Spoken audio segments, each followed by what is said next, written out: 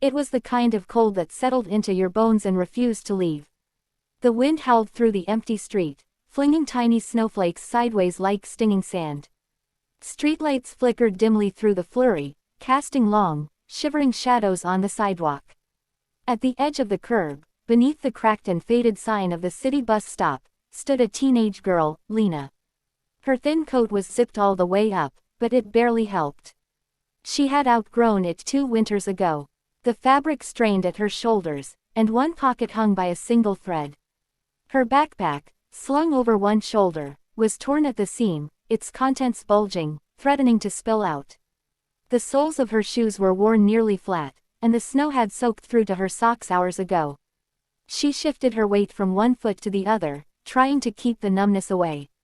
Her fingers, red and raw, clutched the edges of her coat tighter as she tried to shield herself from the bitter wind. Her breath came out in visible puffs, disappearing into the cold air just as quickly as they formed. Cars passed. People walked by, eyes on their phones, collars pulled high. No one looked. No one stopped. Lena glanced down the road again. Still no bus. The city, buzzing and busy during the day, now felt silent and vast. It was the kind of loneliness that made time feel slower. Her stomach grumbled, but she ignored it. She'd gotten used to that. What she hadn't gotten used to was how easily people could look right through you. She wiped her nose with the back of her glove and blinked away the sting in her eyes. She wasn't crying. Not really. Just tired. Cold. Tired of being cold. The streetlight buzzed overhead. Still, the bus didn't come. And still, no one saw her.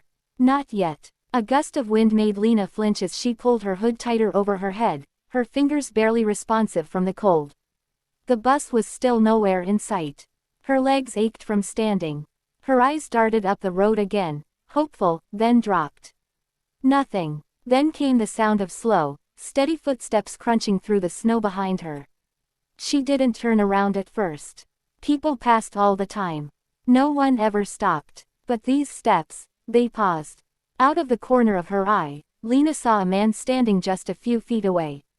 He looked to be in his 60s, wearing an old navy blue work jacket and a knit cap. His boots were worn and caked in salt from the roads. His hands, red from the cold, held something, a cup of steaming cocoa. She braced herself. Maybe he was just waiting for the bus too. Then, without saying a word, the man stepped forward and gently draped a gray woolen scarf around her neck.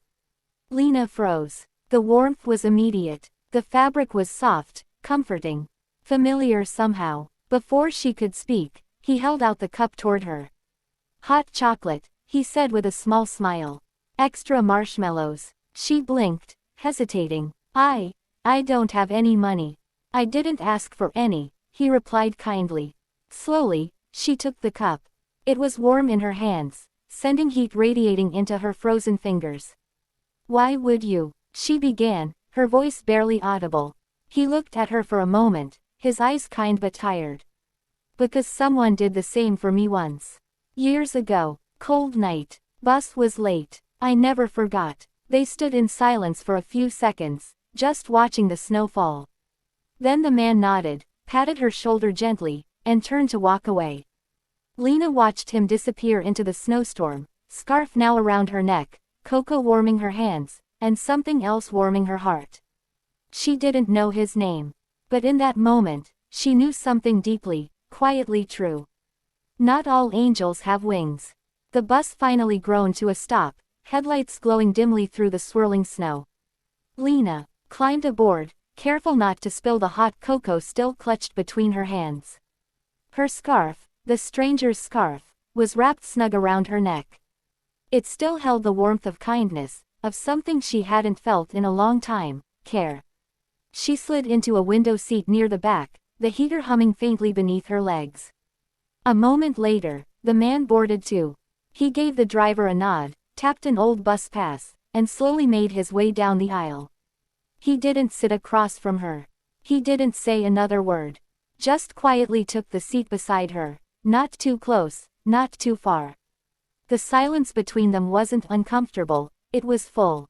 Lena took a slow sip of cocoa. It tasted like childhood, like warmth, like a memory she thought she'd lost. She stole a glance at the man beside her. His jacket had small tears along the seams. His boots were nearly falling apart.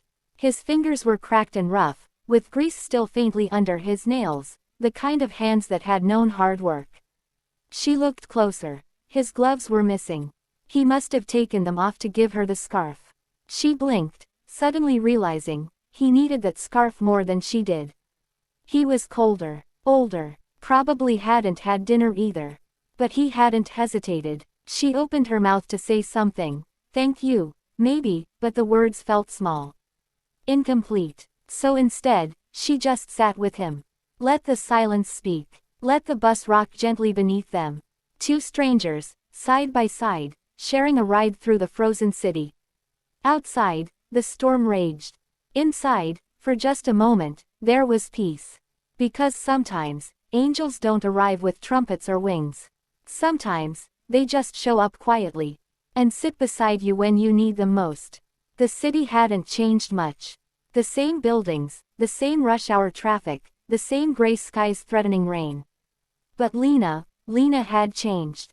Now in her early 20s, she walked quickly down the sidewalk in pale blue medical scrubs, her name badge swinging on her chest, a stethoscope looped casually around her neck. A nurse in training, just off a long shift at the hospital. Her hair was tied back. Her steps were tired, but her eyes were steady. As she turned the corner near the old bus stop, a sudden downpour hit. Rain pelted the pavement, soaking everything in seconds. She reached for her umbrella, but stopped. There, huddled against a stone wall, was a young boy, no older than 10. Thin jacket, no umbrella, drenched to the bone, his small backpack sagged with weight.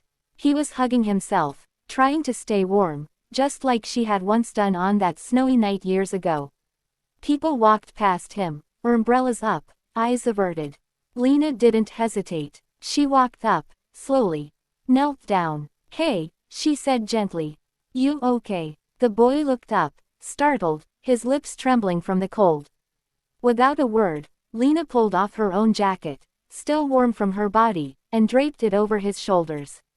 From her bag, she pulled a wrapped sandwich she'd saved for later, and handed it to him.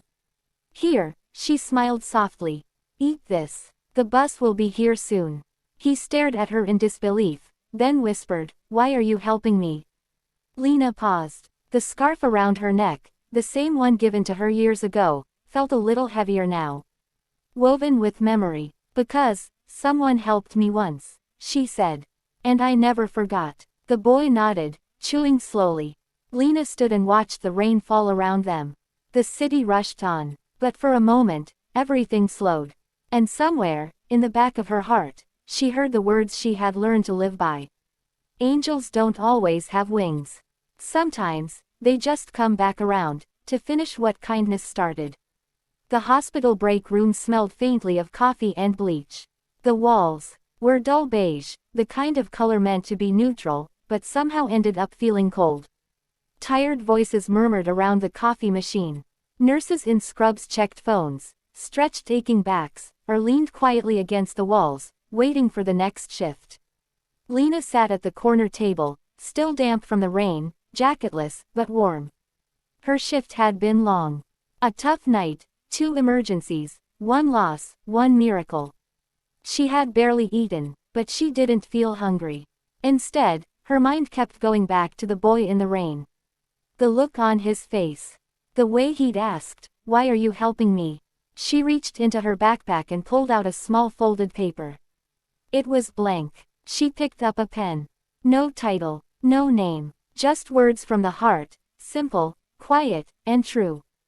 Greater than, angels don't always have wings. Sometimes, they just sit next to you when you're cold. Or hand you something warm when you're hungry. Or remind you that you're not invisible. If you've ever been helped, be that person for someone else. The world remembers every small kindness. She paused, read it over once, then stood up. Near the door was a bulletin board, the kind filled with flyers, lost and found notes, and thank you cards from patients. She pinned her note at the center, carefully, quietly, without drawing attention. She didn't expect anyone to notice. But over the next few days, more notes began to appear. Little messages, scribbled on sticky pads and receipts. Thank you for staying. To the nurse who held my mom's hand, you're an angel. I needed this today. The board filled with color. And Lena, she kept going, kept helping, kept remembering, because once, someone had seen her. Once, someone had wrapped a scarf around her neck when no one else noticed. And now, she didn't have wings. But she had hands. And a heart. And that was enough.